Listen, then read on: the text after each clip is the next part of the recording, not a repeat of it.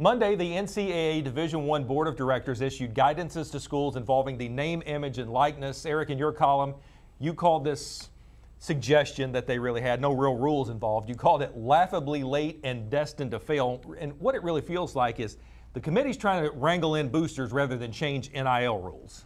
Yeah, and the genie, as I said, is out of the bottle, right. And the bottle's broken, and they're not going to be able to put it back in there. They have said, and they're right, that the rule all along was that boosters and third parties were not allowed to offer inducements to prospects to come to school there. But as we all knew when this thing happened, that's what was destined to happen. And that's really what's happened now. And it's not just about high school kids, It's about the transfer portal and get people being offered stuff to transfer. And I don't think that's going away, and I don't think the NCAA has enough weaponry to make it go away. Some of the specific situations they talked about was, for instance, there's a kid in school who's got this name, image, and likeness deal, and he might say, or she might say, I'm going to leave if I don't get a better NIL deal because I can go in the transfer portal. Things have changed very much, and it seems like it's starting to swing on the side of the players. Well, and this is how weird it is. The president of this Division I council who put out the statement is from the University of Georgia.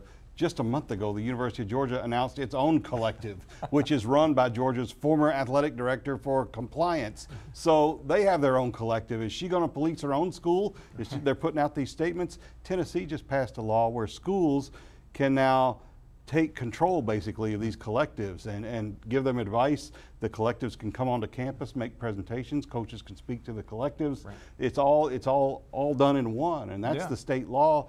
I'm not sure the NCAA can supersede that if it gets challenged in court, which it will be. And that's interesting because this really kind of became a Wild West situation. 2019, California passed its own NIL rules, kind of forced the NCAA's hand to allow NIL last year.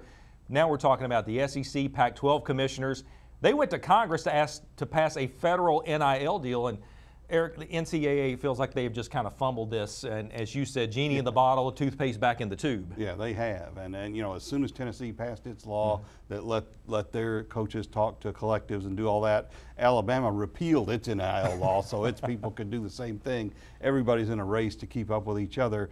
I think the only thing that can happen here is just the market kind of determine over a course of years how this thing is going to play out. Some people are going to make money, some are going to get tired of losing money, but I don't think it's going to change for the most part. And I don't expect any great big prosecutions from this on the NCAA side. Well, it's funny you mentioned markets because I think a lot of ADs and coaches, they're mostly on board with the whole NIL deal as they thought it might be, like signing autographs and ads on social media.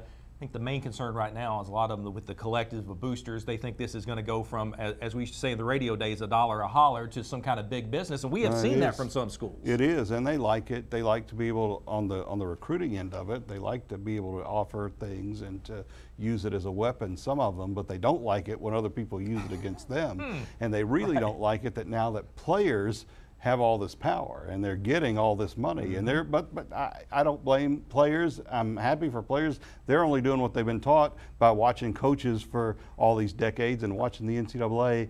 They've chased the money for 40 years. Now players are going to do the same thing. Always funny to hear a lot of coaches talk about that transfer portal and cry about it. You can check out Eric's column up right now on WDRB.com. Thank you, Eric. Thank you.